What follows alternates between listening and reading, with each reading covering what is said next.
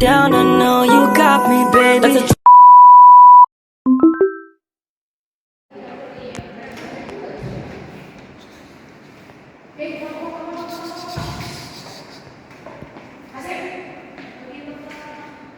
Baik, selamat siang semuanya.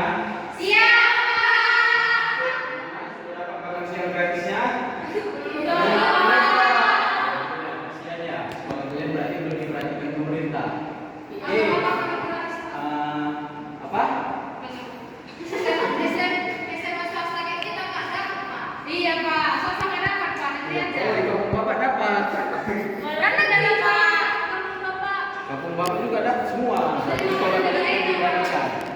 Oke. Sebelum kita mulai pembelajaran kita hari ini, Bapak meminta Acat untuk melakukan doa pada Bapak Waliman. Silakan. Oke, baik, langsung Silakan. Izin, Pak. Oke, baik. Sebelum kita memulai pelajaran kita, ada baiknya kita berdoa menurut agama dan kepercayaan kita masing-masing. Doa dimulai. Doa selesai. Terima kasih. Baik, seperti pada hari ini kita akan membahas isu kebijakan publik. Bapak semuanya, apakah kalian mengetahui atau paham apa itu isu kebijakan?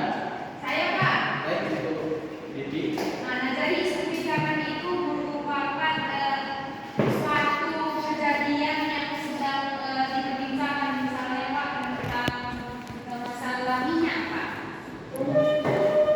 Baik, betul. Tapi Bapak akan memberikan beberapa contoh lagi di mana seperti kita tahu isu kebijakan publik adalah lazimnya muncul karena terjadinya silang pendapat antara faktor mengenai arah tindakan yang telah atau yang telah akan ditempuh.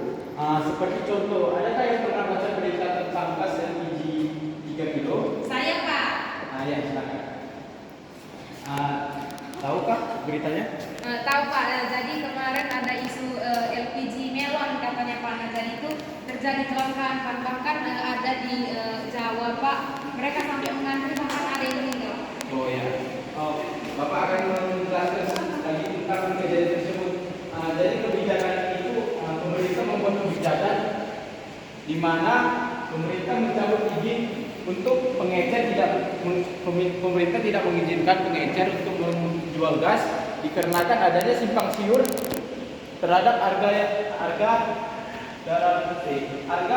yang dibuat pengecer oleh pangkalan, yang dimana pengecer menjual seharga 25.000 hingga 30, dan di pangkalan seharusnya harga normal yang dimana di bawah 20.000. Nah, jadi pemerintah mencabut izin untuk pengecer tidak dapat menjual gas 3 kilo lagi. Nah, namun pemerintah akan melakukan lagi penataan subsidi LPG agar tepat sasaran. Baik, ada yang mau ditanyakan? Baik, kita lanjut ke slide selanjutnya.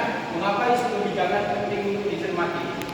Yang pertama, bagaimana yang masih dibuka proses membuat kebijakan publik di sistem politik, dimanapun lazimnya berangkat dari adanya tingkat kesadaran tertentu atas suatu masalah atau isu tertentu.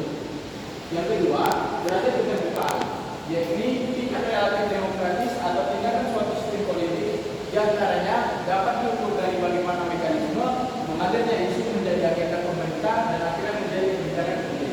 Ada yang ditanyakan? Pas, Pak.